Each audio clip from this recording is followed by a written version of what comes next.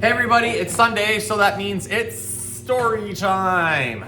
I have some really cool animals for you to see today. So what I'm going to show you first is a baby version of the adult animal I wanted to show. But I'm bringing out the baby because the book we're reading today starts off with a lizard hatching out of an egg. So what I have here is a baby Leachianus gecko. Now, Leachianus geckos come from New Caledonia, which is an island chain off the coast of Australia. And there he went jumping, because that's what they do. And he went flying off my finger. There. Did you have fun with your adventure? So this gecko ends up being the largest gecko in the world. I know he doesn't look like much now, because he's roughly half the size of my finger. But these guys get gigantic. And what happens when you're on an island is one of two things. Actually, three things. You can just be normal sized when you're on an island. But you can also have island gigantism and island dwarfism. Dwarfism is when you're super, super small. And I'm trying to learn to talk this morning. And then island gigantism is when you get gigantic. It just happens to be because of islands being isolated by themselves and the animals not able to go anywhere. So they find niches within their environment, and sometimes that means getting really big, and sometimes that means getting really small. Now, these guys are a really cool gecko because they eat fruit, they eat nectar, they eat sap, they eat bee pollen, but they also eat other insects. So they're what we call an omnivore. Just like us, they eat a little bit of everything. Pretty much they're opportunistic. So that means if they have an insect available, they're gonna go ahead and eat that. If there's a really good flower right near them, they're gonna go ahead and eat that too. So there's lots of cool features about him. You see how he's grasping onto my finger. I love the way his skin starts to fold down into my finger and blend in. That's because when they're in the wild and on trees, they want to be able to blend with the bark. You're going to be able to see that better when I show you an adult version. So give me a second. I'm going to put him in a little deli cup for right now, just to keep him safe if he'll decide to get off my fingers. First he didn't want to be on my fingers, and now he doesn't want to get off of them. Am I comfy? Is that what's going on? Okay. All right, he's in his deli cup, and right behind me, I have some adults. And I don't edit my videos, so you get to hear loud, scratchy things like that. All right, come here. Oh, I know I'm so mean. So this is an adult.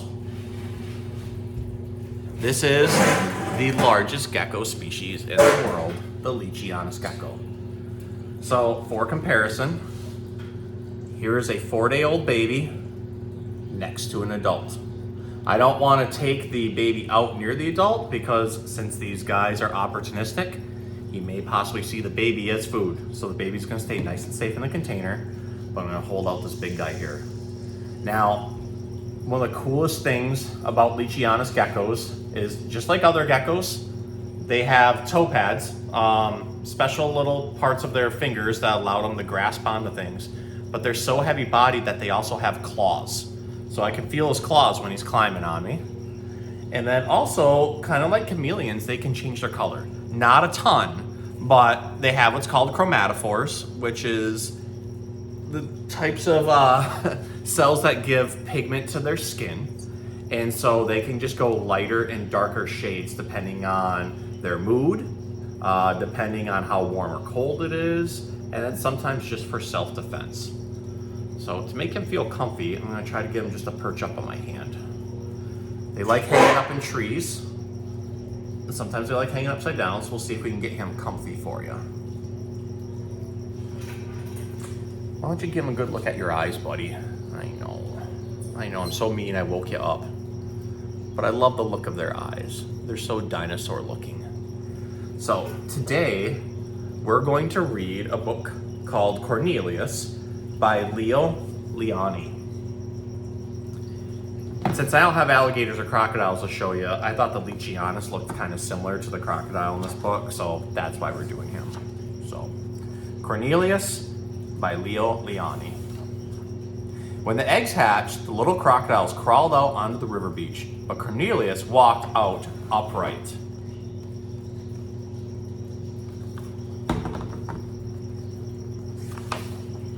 As he grew taller and stronger, He rarely came down on all fours. He saw things no other crocodile had ever seen before. I could see far beyond the bushes, he said, but the other said, what's so good about that?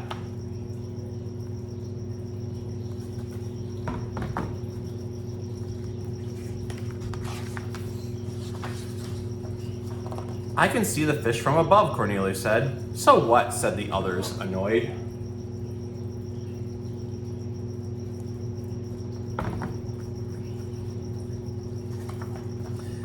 And so one day, Cornelius angrily decided to walk away.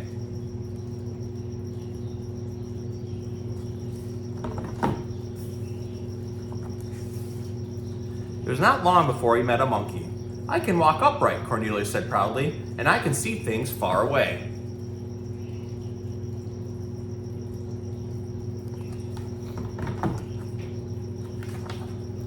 I can stand on my head, said the monkey.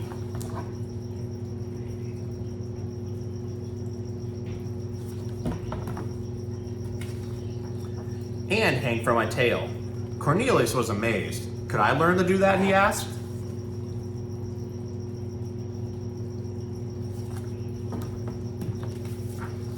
Of course, replied the monkey. All you need is a lot of hard work and a little help.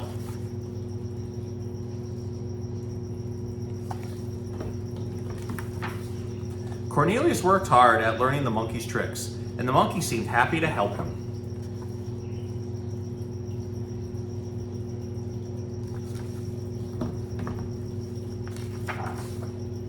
When he had finally learned to stand on his head and hang from his tail, Cornelius walked proudly back to the river beach.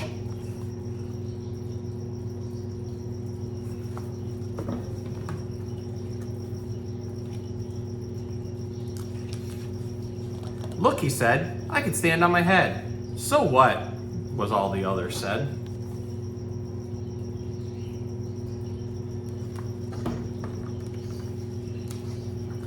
And I can hang from my tail, said Cornelius. But the others just frowned and repeated, so what?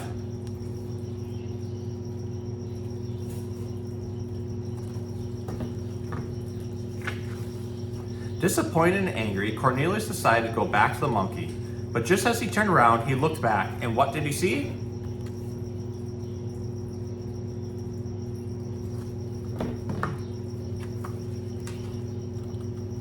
There were others falling all over themselves, trying to stand on their heads and hang from their tails.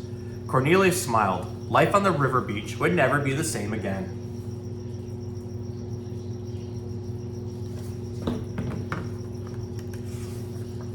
The end. So, I hope you learned a lot from this story. I think the meaning of this book is that it's okay to be yourself, and that even though some others might look at you weird or think that you're a little different, secretly they might actually want to be like you. Everybody kind of wants to break out of their shell and be on their own, but it can also be a very, very scary thing. So never be afraid of being yourself, just like this Leachianus gecko.